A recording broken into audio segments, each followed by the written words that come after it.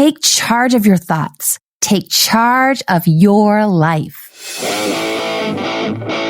Psychologist, author, speaker, musician, former professor, and the host of Love and Life, Dr. Karen Anderson Averill. Welcome to Love and Life. I'm Dr. Karen Anderson Averill. Here's the thing. You can be a strong, independent, accomplished woman in your 20s, 30s, 40s, and beyond, and still feel pressure from your family. Pressure to conform to their expectations and values. Pressure to be at a certain stage of your life. Pressure to conduct your life and make choices consistent with your family's belief system. It's really a lifelong process, figuring out who you are in the context of your family. Family systems researchers call this process individuation from family of origin, which is all about renegotiating your relationship with your parents, figuring out an adult level of closeness and separateness to them. It's a fascinating topic. At least I think so, because it was the topic for my dissertation. But all of us go through this individuation process, and for some, it's pretty fluid. For others, the process contains a great deal of angst. In some cases, as we try to create space and independence, our parents can feel abandoned. They may say something like, "You don't need me anymore," or "I miss how close we used to be." And yes, healthy adult family functioning absolutely entails closeness, but it absolutely does not entail enmeshment. And this is something with which many families struggle.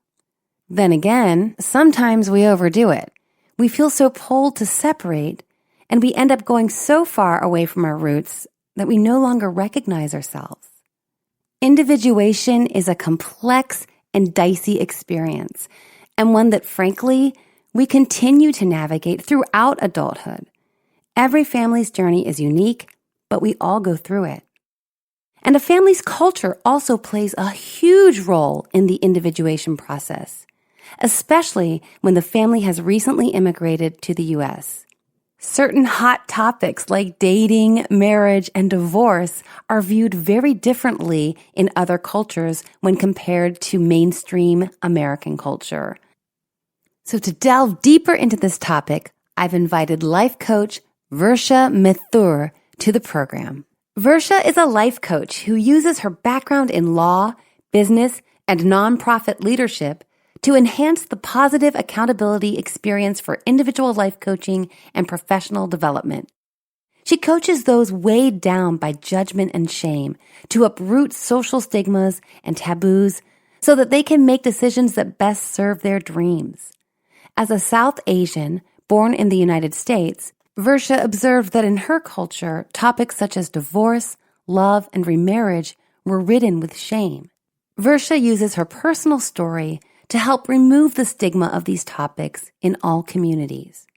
Before coaching, Varsha practiced law and mediation for 5 years and later owned and operated a healthcare management company for 6 years.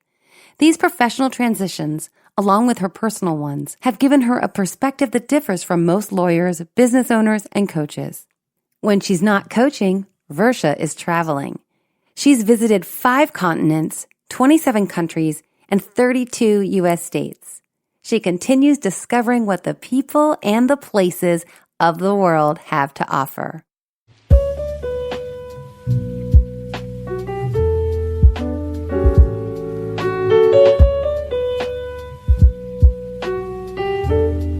Varsha, welcome to Love and Life. Thank you so much for having me. I'm happy to be here. I'm really excited to have you on the program. You bring a very unique perspective. You are another one of my Instagram friends that I have met in this social media realm. And yes, I really love what you're about, your posts, and what you're bringing to this space, because there are so many unique perspectives and experiences. And my followers and listeners struggle. I think they're very powerful, independent, and optimistic people, but I say struggle because the struggle's real in the dating world. Right. I always say it's a jungle, and I don't mean to be negative about that, but I just want people to know that I've been there. I've felt that. And I'm sure you have too. And the vicissitudes of just all the emotions and with the technology. And it's just, there's a lot to grapple with. And so I think it's really wonderful when someone like you can say, yes, there's all that. And also I happen to know that there's this other element that's very powerful in people's experiences based on their subculture and if they are coming from perhaps immigrant communities or if they are newer to America. And then there's these subcultural realities. So there's a lot at work, and I don't have the vernacular to speak about it, but you do. So please share with the listeners a little bit about your own background and how you came into this realm yourself. Thank you. Yes. So as a dating and relationship life coach, I started working with my own story, and that surfaced around social stigmas in relation to my own divorce and having to confront that in a community of South Asian family members and friends where topics like marriage and divorce and separation and dating again just weren't topics that were frequently discussed, and they were a bit taboo. And so as I began my journey, I noticed a lot of people coming out of the woodwork and asking me how I got out of the slump, why I was so vocal about my story, and that led to my coaching practice. The social stigmas that I confronted are not a singular event. They are often experienced, especially in South Asian culture and in many people's lives where traditional families, from immigrant families to, church-going families to tight-knit communities around the country, here in the States or elsewhere, you're faced with judgment and shame when things are outside of what everyone around you is calling the norm. And so that was my experience. And that is a place that some of my clients come from, and a place that there is absolutely ways to come out of and shine and be yourself and live a life of happiness as you define it. Yeah, I think that there are unique experiences, like you're saying, when you come to a country and it's a more recent immigration, then there can be, I would imagine, because it's new, because it's different, you may even bond closer and band together as you're trying to navigate your way through a new culture. And then by virtue of that bonding, you may be then expected to maybe toe the line. This is how we do things. And you are part of our culture. You're part of our community. So you're going to do the same. So when you do something that's out of step with the mores or the norms, I would imagine it would be even more of a shaming experience that you might encounter, or more kind of finger pointing and discipline, so to speak. So can you speak to that? And you use the term third culture, which I think would be helpful for folks who aren't familiar with that term to understand some of those realities. Sure. Yeah. So you absolutely hit it on the nail. You're doing these things that are outside of the norm, and people will point the finger. And that was my experience. Now, when I speak about third culture, what I mean by that, what people typically mean, there is some research around this. There are some definitions about third culture, which typically relate to people who are living and have like a passport from one country, but their parents come from another country, and yet they still may be living in a third country, like the children of diplomats or missionaries who kind of have these multiculturalisms all around them. Me personally, another way to describe this third culture is when you've created a culture of your own coming from both the culture of your immigrant parents and the culture of the community around you, which in my case is the United States, and then having to figure out how to merge those things along the way. And that culture now is pretty deep. There have been people coming and migrating from India since going back actually from the 1800s. My own grandparents came in the late 1950s. And so my family now has 4 generations of family members living in the States and creating their own culture. Now, for every generation that my family creates, there's also another immigrant family coming for the first time to the United States and starting their life and having children here who are going to be part of this culture as well. And so what I find to be incredibly important, especially in dealing with your own personal life of dating and relationships or going through a divorce, is considering not just your culture of where you're living, but also the culture of where you're from, and then deciding what you're going to make of that for yourself. And that's kind of what makes dating people with this type of background so interesting, is that you don't know where along that spectrum they lie, and getting to know them from that perspective can be really empowering, because it helps you understand who they really are. As far as like, hey, when did your parents come to the States? Because that's going to affect how traditional you might be or how non-traditional you might be. Well, yeah. And I've thought about this before, because I went to a Christian college. So I did have some friends who were kids of missionaries. And that's when I first came across that term, third culture.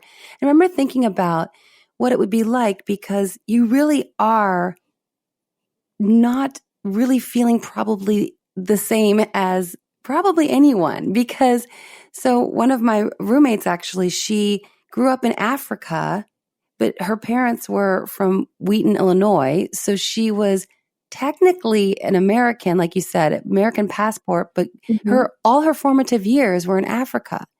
And then she comes back to college. So she looks like us. She has parents who look like us, but her experience was not the typical K to 12 in an American school at all.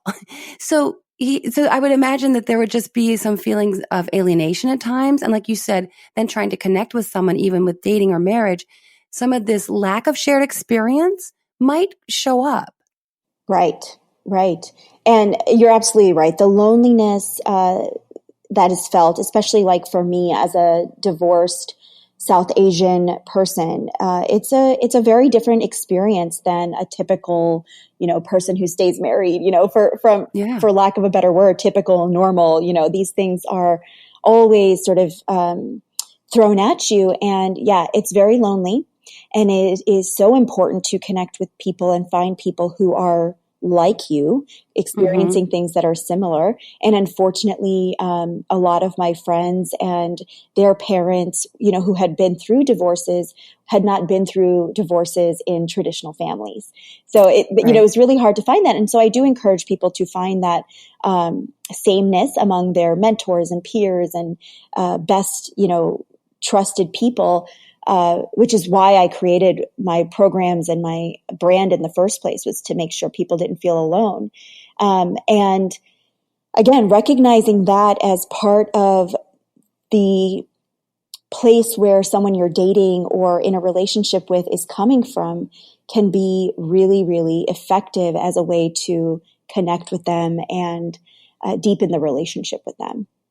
I think it's so powerful. And here's again, we will speak often, and I share on my podcast a lot about social media. And there are some very legitimate concerns with the rampant use and how it is related to our mental and emotional health. However, one of the wonderful things about social media, it is this bridge that crosses miles so that you can find this community of people who you are uniquely positioned to help in your case.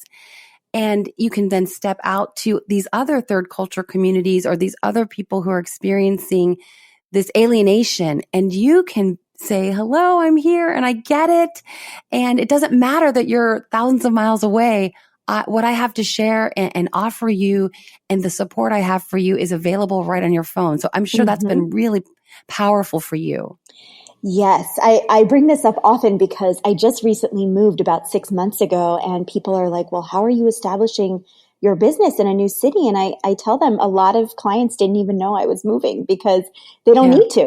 We're connected online, and that is actually a really powerful place. And I find it even more empowering to speak to clients who are in the safety and comfort of their own home, speaking about topics that are sensitive and emotional, and being able to do that from your own space over the internet is awesome. Yeah, That's a really interesting point. Yeah, there's that, because you're talking about very, like you said, sensitive topics and topics that they're already feeling out of sorts and uncomfortable. So at least their surroundings can be feeling safe. We would hope that they're in a safe place in their home. Let's connect on social. I'm most active on Instagram at Dr. Karen. That's dr.karin. On Twitter, I'm at Dr. Karen Anderson. Live tweet with me when I watch my favorite shows, Will and Grace, my brand new fave, God Friended Me, and of course, all shows Bachelor Nation. Join me on Facebook where I'm stepping up my Facebook Live game. I'm at Dr. Karen Anderson Abril. So, Varsha, do you mind sharing a little bit of your own personal journey? You mentioned a divorce, and you mentioned that was perhaps even more of a challenge. I mean, divorce is always just horribly, it's devastating. There's just no other way to put it. It can absolutely, of course, we can frame it as also an opportunity to step into a more authentic and more empowered life. But be that as it may, that valley of divorce is absolutely horrific. And yet you had some additional variables at work as we've been speaking to. But do you mind sharing a little bit of your own personal journey? I always feel like it helps the listeners to get to see your heart and understand you a little bit more, if you don't mind sharing. Sure. Yeah, I was in a marriage where there was, just a lot of emotional abuse around finances, around, just the safety and security of the integrity of your home. There's not really any one particular way to explain that, but those of you who may be listening will understand what that means if you're going through something similar. And the idea behind the divorce, the logistics of the divorce, and the process of building my life up again was secondary to what are my parents going to think? What are their friends going to think? What is my grandfather going to think? All of the family and the society around it, that weighed on me longer and harder than anything else when I finally decided to leave my ex-husband.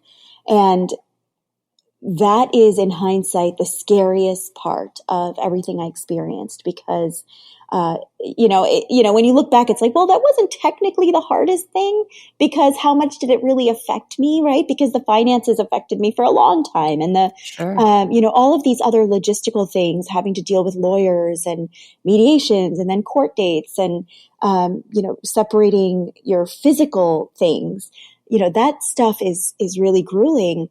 And the fact that this emotional challenge and the cultural stigma, shame, judgment was what weighed on me the most when I had to make the most important decision of my life.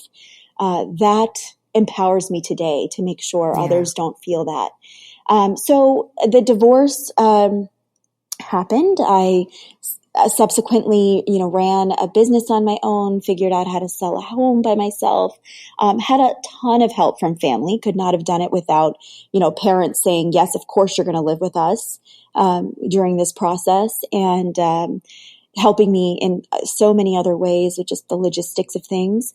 And then I was on the dating scene again in a community where, it was important for me to meet somebody who had similar religious beliefs as I did and would understand the type of family I came from, perhaps even the language that my family speaks in addition to English. And so all of these factors made me seek out a South Asian partner again when I was in the dating scene.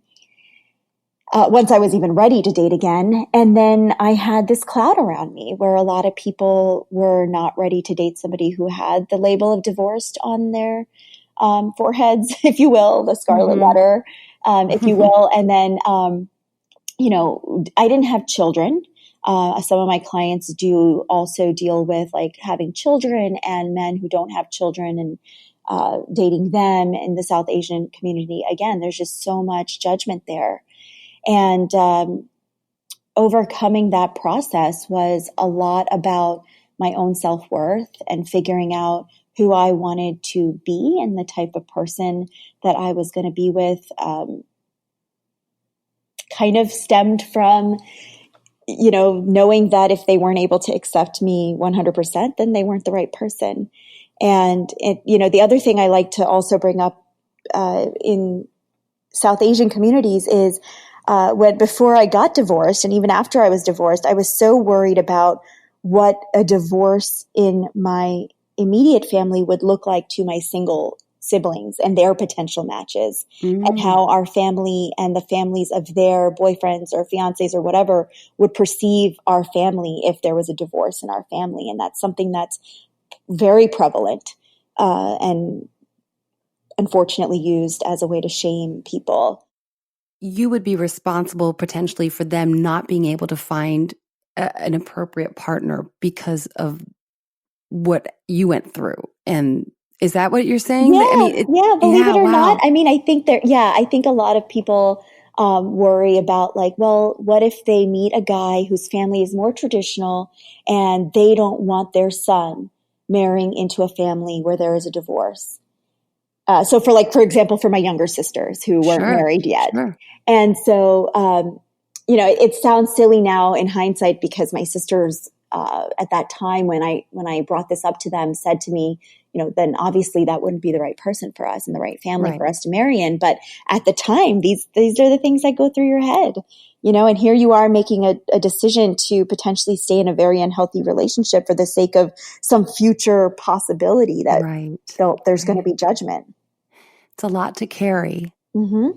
It's a lot. It's a lot for you to own and take responsibility for. But again, if that's the context in which you were raised, where that was expected of you, and my dissertation was on individuation from family of origin and identity development. So so I looked at family dynamics and terms that we use, and you may be familiar with this literature as well, but enmeshment versus disengaged families and these dynamics and these expectations.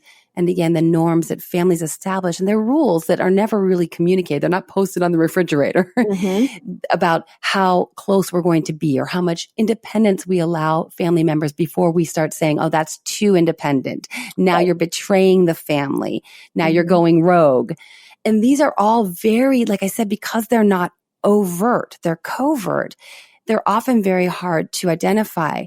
Now, I was looking at I was definitely getting some demographic information, but I wasn't delving into a particular culture or community because I did hear a lot as I was doing this research and as I was gathering my data, I would hear a lot because I was at a big public university. And some students, we had a huge array of students from very different backgrounds. And some would say, well, in my culture, there's no way. You say that's enmeshed. That's normal for my culture. The expectation is I would, of course, do whatever my parents say, even if I'm 35 years old. I'm going to still live in their home until I'm married. I would never not live in their home. It just isn't done. So I think it's hard sometimes for maybe, again, so folks who have been in the more, again, I don't know how to say this, right? But, the more typical culture, American culture, understanding of what's appropriate or typical and conventional, it's probably hard for them to imagine, wow, so if I got divorced, my sister could maybe not marry the guy of her dreams because of what I did. I mean, that's probably hard for some to wrap their mind around. Yeah. Oh, absolutely. And so, finding the right people to ask them to take a harder look at where you come from, or to find people who are going to understand where you come from, and yet be open-minded enough to see where you need to go to be happy for yourself as an individual is so important. And this is where, in hindsight, I learned that my family was going to be a lot more accepting of my decisions, and that the covert, sort of rules that, are not written out there that I was putting on myself were not necessarily true. And they weren't necessarily things that I had to abide by and I only realized that once I started the communication with the people who were important to me. And that's so interesting that you had picked up and made some assumptions then that there would be actually more shame involved and that there would be more of a perception from your family members that you had truly screwed up not only your life, but everyone else's life in the family. And then when you I'm sure that was a horrible struggle. I mean, I'm sure it was very, very painful. And then as you started to come to the realization, be that as it may, I must leave this marriage and I will have to deal with the family fallout as it comes. And then to find out a pleasant surprise that, wow, I maybe was making more of it than what really was going to happen, because they do continue to love me and they do support me and they do understand that there's no reason to live in something that's just that hideous. But I'm sure that there was a lot of struggle there as you were deliberating. Yes. Where do I begin? I guess part of it is taking everybody's or assuming everybody's reactions, number one. Right. And then having to explain yourself every single time, because it's not just your parents. It's like your aunts and your extended family aunts and your grandparents and your extended family great aunts and uncles. And so it's a lot of rehashing your situation because you respect them enough to want to be including them in the process. And, you know, whether or not that was necessary, whether or not that was part of what I thought I was supposed to do, I can analyze now whether or not I needed to do all of that. But that at the time, that's what I felt like I needed to do. Right. So that it was a struggle, but,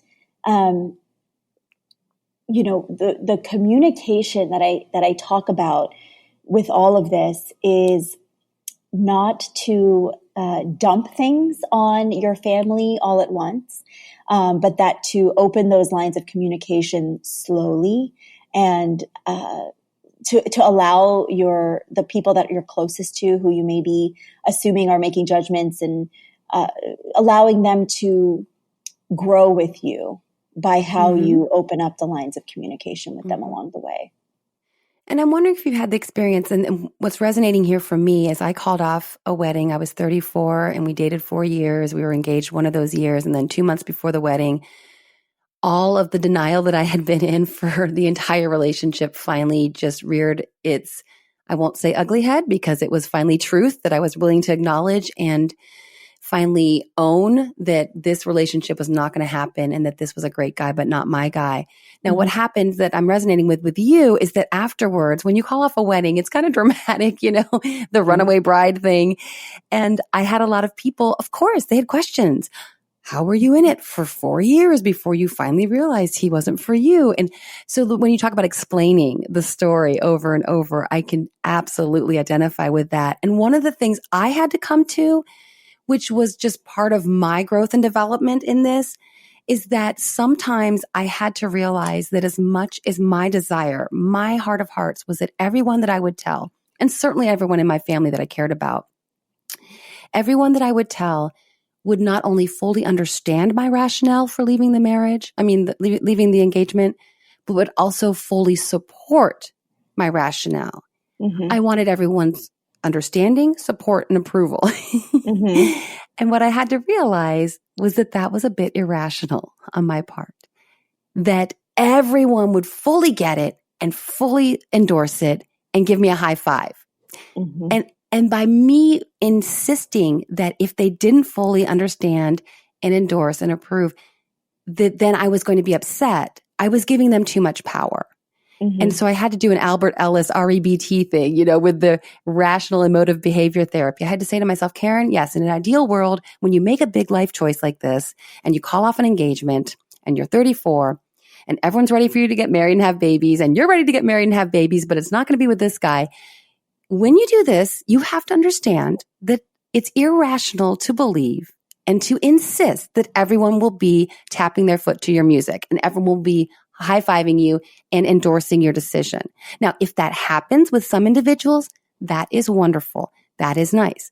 But if I will be devastated if everyone in my community does not support me in this, then I'm being A, irrational, and I don't want to be irrational, and B, I'm giving everyone too much power over me and my life. So I'm wondering, did you ever have instances where you had to kind of cognitively work through that? Absolutely. I mean, there were times, I think the biggest turning point for me really did happen when I went from, how am I going to convince them, to, okay, Yeah. what am I going to do if they never approve this? What am I going to do if they never understand? And I still to this day have people in my life who, despite now being remarried into a very happy and healthy relationship, there are people in my life who will never understand why I got a divorce. Right. And that's, unfortunately on them because I moved on. But, Right. there was definitely a moment, and I wish I could remember the exact moment when this changed for me. And maybe there wasn't one. Maybe it was a slow development of my own self-worth and my confidence in my decisions. But it really had to be around, okay, how am I going to handle myself around these people who may never accept me and my thinking, and maybe even just pretend that they do. And there's always that like sort of friction and like weird awkwardness in the background. And dealing with that, it made me much stronger.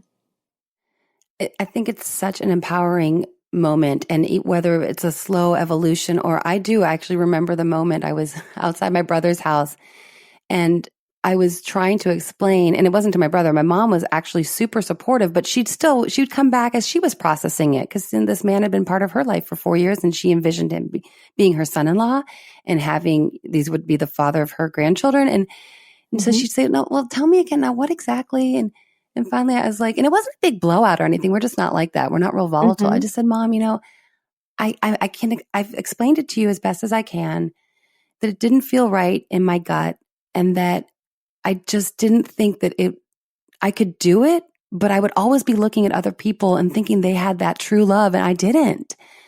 And I said, Mom, if I keep explaining to you why it wasn't a fit for me, then I feel like I'm tearing him down. And I already left him. And I feel bad enough that I did that he's heartbroken.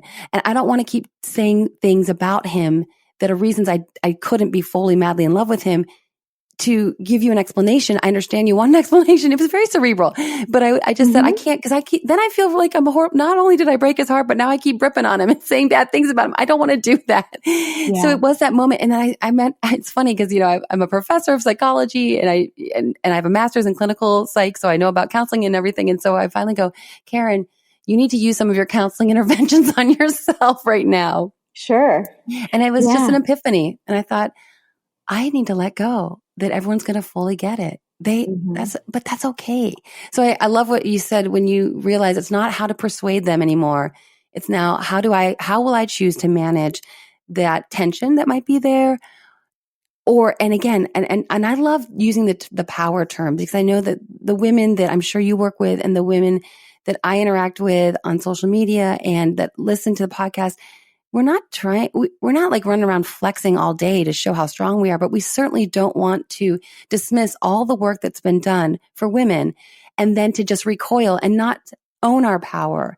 And we own our power by going, you know what? People can think whatever they want about me. And I love this, Varsha, and I'm sure you've had this same energy with your experience. What other people think of me, A, I can't control, and B, it's none of my business. So, okay.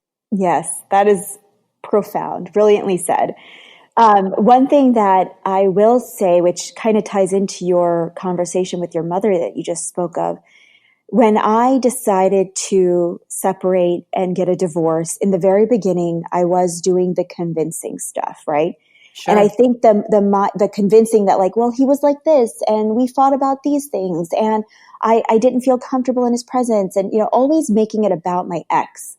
And when I finally understood that this process was about regaining my own power, regaining my own gifts and talents, and taking control of my own life again, it was nothing about him anymore. And my process and my experience then became about me. And I think when the people around me who were important to me and who were potentially making these judgments saw that this is now about Varsha and not the marriage, then they were able to get on board a little bit more easily, because that person was out of the picture for me and therefore could be out of the picture for them. I like that. I think that's also very empowering to look at it. I need to stop making this about the other person. It's about me. And I'm still here in this family. And I still want a relationship with you. And I hope that we can just not make this the thing that keeps us having tension for the next 50 years of our lives. Right. Right. Yeah. Because, there came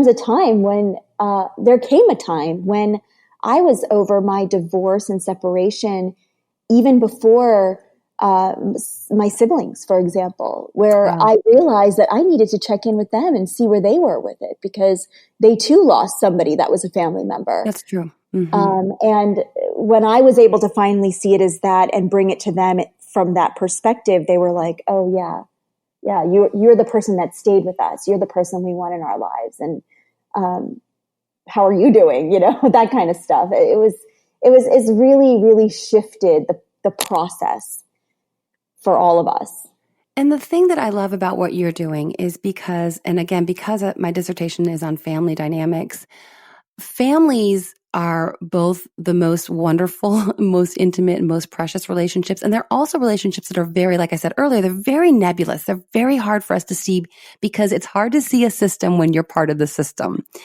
So when I'm thinking about, for example, with my mother, as I was talking about, part of my mother, she loved my ex, of course. She had envisioned this life we were going to have.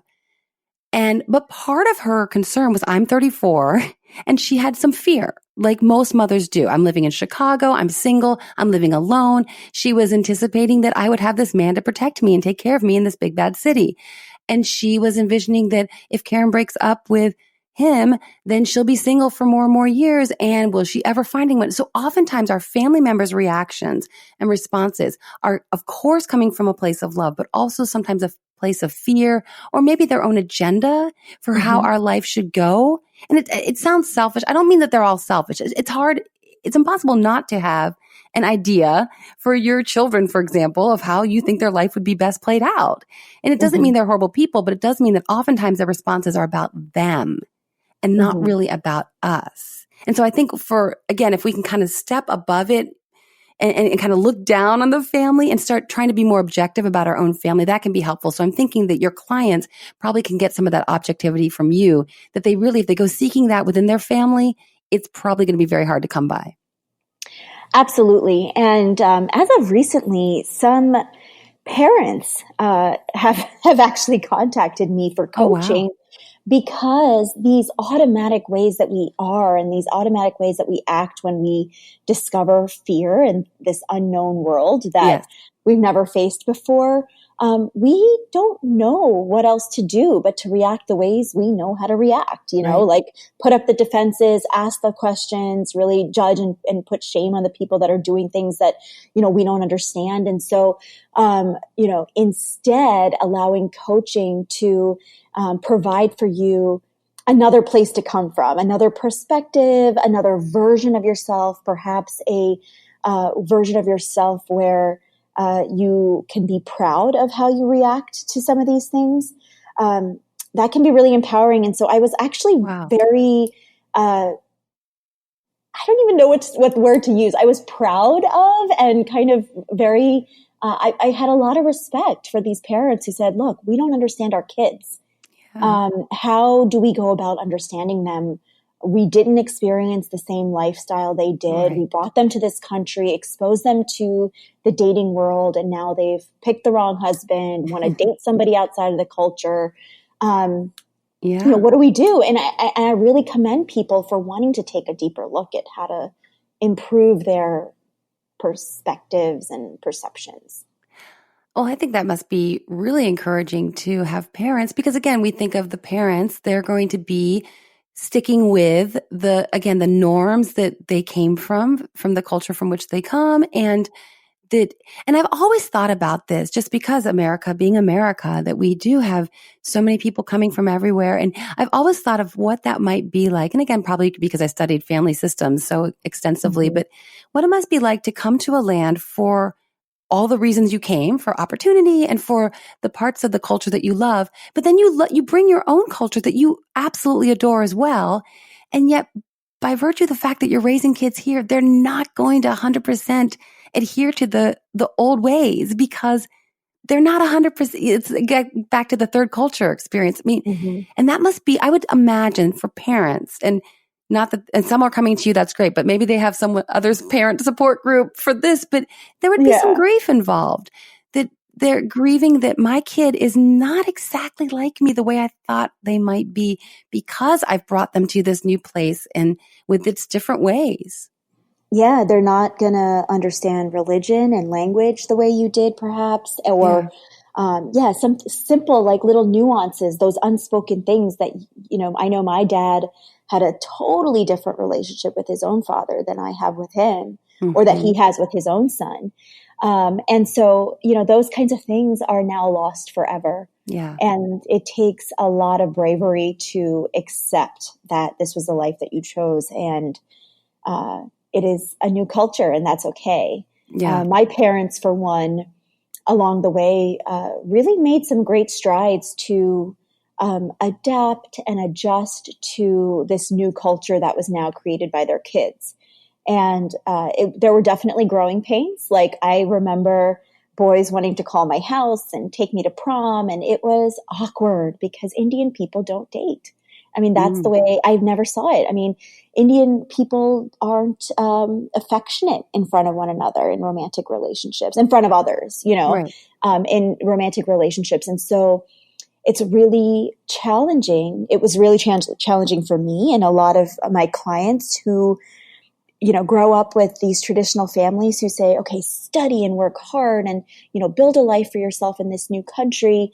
And then they are either forced into trying out arranged marriages, which their parents have done and were used to, or are being told all of a sudden, okay, who's your boyfriend? Who do you want to marry now?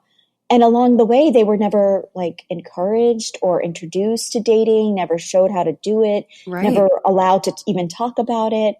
And now all of a sudden they're being asked oh, well, you're an American kid. So where's your fiance? Let's go, let's get you married. You're at that age now, So these are really new challenges for this third culture of kids. Yeah. That would be so you're supposed to, it sounds like you're kind of caught between a rock and a hard place in some ways. You're supposed to adhere to some degree to the new ways and just then adhere, of course, to the traditional ways. And I'm sure that got difficult. If you drink black coffee or hot tea, I know you've burned your tongue hundreds of times. Or you've had to wait 20 minutes for your coffee to cool down, which by that time, your donut or muffin is long gone and you've missed the joy of pairing that sweet breakfast item with your bitter black coffee. If it sounds like I'm speaking from personal experience, I am. But I've got good news for us. Drink Perfection takes beverages from scalding hot to the perfect temperature where you can actually appreciate the flavor notes, by the way, in just 20 seconds without watering them down. Learn more at drinkperfection.com. And be sure to check out the Perfector's other application, taking red wine from room temp to wine cellar temperature, again in just 20 seconds. Find out more at drinkperfection.com. You mentioned that the whole idea of not even dating. So was that the case with your first marriage? So it was the case for me. The case for me was very different because my parents, like I said, they did have their growing pains and grow with us. And so by the time I was in college, my parents were comfortable with the idea of their kids dating, of me dating. So, they knew that that was part of my life now, and they were introduced to people that I was dating in college. And so it was a little bit different. So when I introduced them to somebody who I wanted to be engaged with, it wasn't out of the blue in my case. But for a lot of my clients, they never did that. A lot of their parents, even well into their late 20s, don't even know that they drink.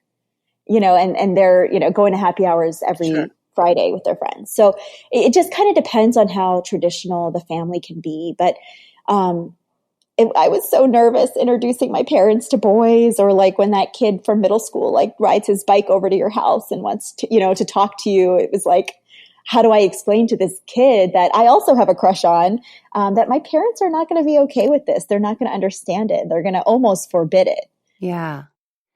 And looking back and just because I think it's always helpful as we analyze when a marriage breaks down.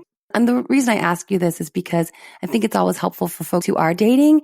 My next book is going to be about calling off my wedding. I was in this engagement and I wasn't sure. And I was going through those vacillations of like, am I going to be able to do this or not? And should I or not?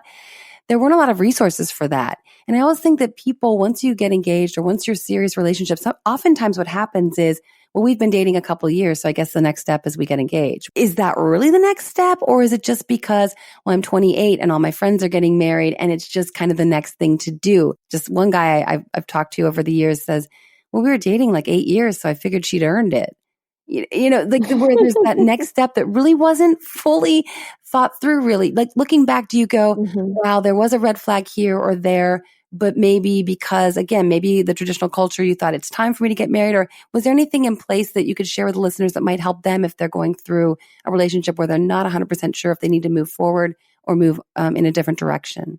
100% yes. So when I was dating my ex-husband, we fought, and I mean, we fought about the things that I consider to be like the crux of the relationship, the stuff that I think needs to be the foundation on which you don't fight about as much, you know, in order to create that healthy space, in a relationship. And we fought about those things. I was young and I was, 27, and all my friends were getting married or in like long-term relationships. And that seemed like the age. And a lot of people ask me, like, did my parents force me to get married? And the answer is no. These were those unspoken rules that I thought I had to adhere to. So I was putting a lot of pressure on myself, and there were so many red flags, and even times all the way up to the engagement and to walking down the aisle where I was like, having doubts, but thinking, well, in the next stage, it'll get easier. Like, look at how much effort my family's put into this wedding, or money, or, everybody already knows that we're going down this path. We're already living together. Like, all these things were running through my head as like ways to put a Band-Aid on my doubts. Yeah. So yes, there were those red flags. And what I wish I had known at that time was it would have been a great opportunity for me to open the lines of communication with the mentors and trusted people in my life, including my parents at that time, because and I was too scared to do so. But had I done it at those red flag times, those gut feeling moments, then it would have been a lot easier. And unfortunately, you only know that in hindsight. But for those of you who may be listening to this, when you get that gut feeling, those instincts are really important to kind of be in tune with, and to use them as a way to get counsel and, hash it out with people who may be able to give you the perspective you need to step outside of your situation and be removed from the pressures. That's so wise. I just did an IGTV about head versus heart, and really the answer is the gut. Because you don't want to be so smart about dating that, well, he's a smart choice, right? And you don't want to just fully follow your heart, because your heart can go after the person that's completely wrong for you, but you think they're hot, right? So really the gut, and that's what I came back to with calling off my wedding as well. It was the gut just kept saying, this is not for me. And I'm sure you're aware of the research that shows that actually the neurotransmitters that are in our brains are also at work in our gut. So it's one central nervous system. So when we get butterflies in our stomach because we're nervous, or if we get that gut feeling that something's off, we really have to trust it. And I also want to underscore what you talked about. If you're fighting about, like you said, some of the core foundational aspects of a relationship, it will not get better. Please understand, the dating is the A game. The dating and the honeymoon, life just gets harder in marriage. And I don't want to say the marriage is hard, because really I don't believe if you're with the right one, and I'm sure you experience this now, and it's night and day from your first marriage, that when you're with the right person, it's pretty darn easy. Yes, you have challenges. Yes, you have struggles. Yes, life throws curveballs at you. But when you pick someone with whom you are compatible, and that starts with values, and values may not be sexy, but values are the foundation. And everything's easier if you share those common values, because then you just have less to fight about. There's just, because you're like, oh yeah, we agree on that. So that's like money in the bank of your relationship. And the other thing I love that you spoke to, and it's something, again, I resonate with, when you imagined even in the pit of your stomach, you imagined yourself walking down the aisle and you could say, you could, if you were honest with yourself, you're like, oh, I don't, please, again, just to our listeners who are, a couple years behind us, please listen to that. I remember that same thing. I would imagine myself walking down the aisle in the church, saying vows. I'm a Christian, saying vows before God in a church. And I remember thinking to myself, I don't think I could say those honestly. And that was one of the most, and it was good. So I guess my point I'm trying to make here is go ahead and do that hypothetical in your head and then take your pulse, your gut. What is your gut telling you? Can you say those vows? Can you mean them? Because if you can't, please don't move forward. And granted, if you do, you're happy and healthy and thriving on the other side. But also, if we can avoid a divorce, we might as well. One of the practices that I often introduce to some clients is the noticing of that gut feeling when it happens in any aspect of your life, small or big, like that feeling of like, oh, did I forget something? No, I have everything. And then a day later on your trip, you're like, oh, the bug spray, right. Right. And so in that moment, your gut was telling you to run inside and maybe look around for something you forgot. Yes. I have that feeling about my keys all the time. So, but becoming more aware of those things in your life will help you when the going is really tough. And when you need to be in tune with it, because you'll understand the physical aspect of what's happening in your body as a way to alert your brain and really analyze things a little harder in those moments. That is so important. I'm so glad you brought that up, because that really gets back to, and mindfulness is kind of the hot topic people talk about, but it's true. And in this day and age, Varsha, don't you think it's even harder because we can be distracted at any given moment? We don't even, when you stand in line, years ago, we'd stand in line at the bank, for example, for 10, 15 minutes. We would just have to sit there with our thoughts. We don't anymore. We hop on our phone. We multitask like crazy. We never give ourselves a moment to just go, let me take my pulse. Let me take a reading of my gut. And so that distractibility can keep us alienated and isolated from our own physiological responses, which are trying to tell us something. Right. Exactly. And the only way to do so, unfortunately, nowadays with our phones and all, is to practice the mindfulness in whatever that means for you, right. To take the baby steps and to recognize your thoughts and your body and where it is in these situations. And use your body as the tool that it is, because it's trying to communicate to you, and you want to hear and listen and take advantage of that useful information it's trying to give you. Right, right. The other point that you made about walking down the aisle and, making this commitment before God, coaching brings out a spiritual side of me as well. And a lot of people, again, in the South Asian culture, have a lot of community around their religious beliefs.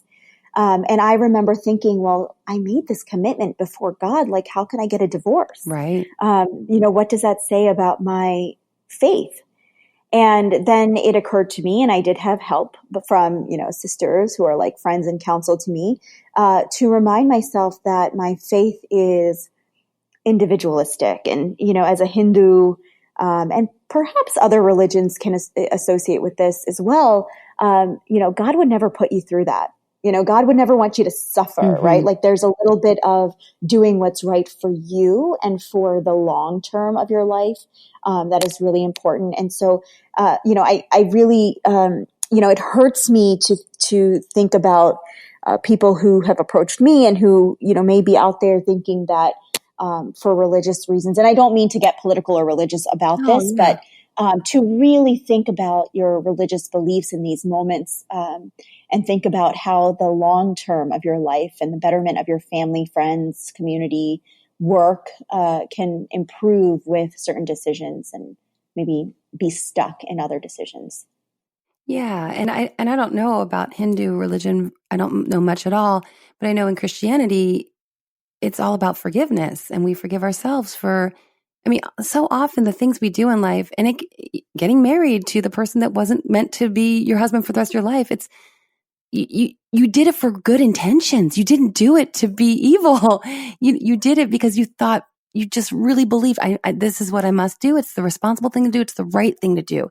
So we have to forgive ourselves for making choices that seemed just what we were supposed to do at the time. And then realizing later, it wasn't the right choice for me. And there has to be forgiveness around that, I believe. You're speaking my language. It's wonderful. Oh, great. I know. I've really enjoyed our conversation. I was just going to, as we wind down here, I was just going to ask you, is there anything else you'd like to share about this topic or anything else you'd like to leave listeners? Or do you want to share a little bit about your services and what you offer or where they can find you? All of that. Yeah, thank you. The idea behind uprooting social stigmas to live a life that serves your dreams is what my coaching is all about. I really feel like there are tools and ideas and philosophies behind living a life free from that judgment and shame. And it is something that I've utilized in my own life and has just created a lot of abundance and happiness and love. And so that is what my coaching is about. You can find me at coachingbyvarsha.com, Coaching by Varsha on Instagram. And of course, I offer 30-minute, free introductory calls there to learn more about coaching, and also a free 90-minute call, which is a deep dive into things like fears and survival mechanisms, and instead coming from a place that is of your essence. And that's a really powerful discovery call for those who are a little more interested in understanding what coaching is all about. I really appreciate your time. And I know that we've spoken a bit about a particular community to an extent, but I really believe that the themes and the messages that we've been discussing here and that you are bringing to the forefront by virtue of your platform, I think they really generalize to a lot of us. Like I said, I was resonating with so much of what you were saying and going back to the family systems stuff. And so I'm really thankful because I know that listeners will find, even if they're not part of this particular community of which you speak, they will find something that's going to be empowering for them in their dating, relationship, marriage realm, and even into other domains as well. So Varsha, thank you so much for your time today. Thank you very much for having me. I enjoyed this so much. The Love and Life hack for this week is, in the words of DJ Jazzy Jeff and the Fresh Prince, for some of you who are in your 20s and 30s, that was Will Smith in The Day. Parents just don't understand. At least that's how it feels. And sometimes we continue to feel this, even into our 20s, 30s, 40s, and beyond. But as Varsha's story shows us, sometimes we don't give them enough credit, and they're ready to see things from our perspective. Thanks for joining us today, and a special thank you to all who subscribe to the podcast and review episodes. I truly appreciate it. Also, Love and Life Insiders, be sure to check your inbox because I just sent out 2 bonus for my besties podcast episodes. One was part 2 of my interview with Dr. Stephen C. Hayes, creator of ACT, Acceptance and Commitment Therapy. He shares the 6 pivots of ACT in a way that feels almost like a guided meditation. I'd recommend you find a quiet room, light a candle, and enjoy an hour of clarification, contemplation, and emotional healing. The other bonus episode is a Girl Talk Gets Deep Q&A. I answer the following questions that you guys sent me. 1, can a strong, independent woman attract a strong, independent man, or will her masculine energy scare him off? 2, should we take back cheating husbands? And 3, how do we make peace with potentially never being biological mothers? So if you're interested in those episodes, join the Love and Life fam by subscribing to my newsletter. And feel free to leave a question for me. Details are on my homepage at loveandlifemedia.com. Take charge of your thoughts. Take charge of your life. This is Dr. Karen Anderson Abril. Until next time, make it a great week. Love and Life is produced by Tim May and host and executive producer, Dr. Karen Anderson Abril.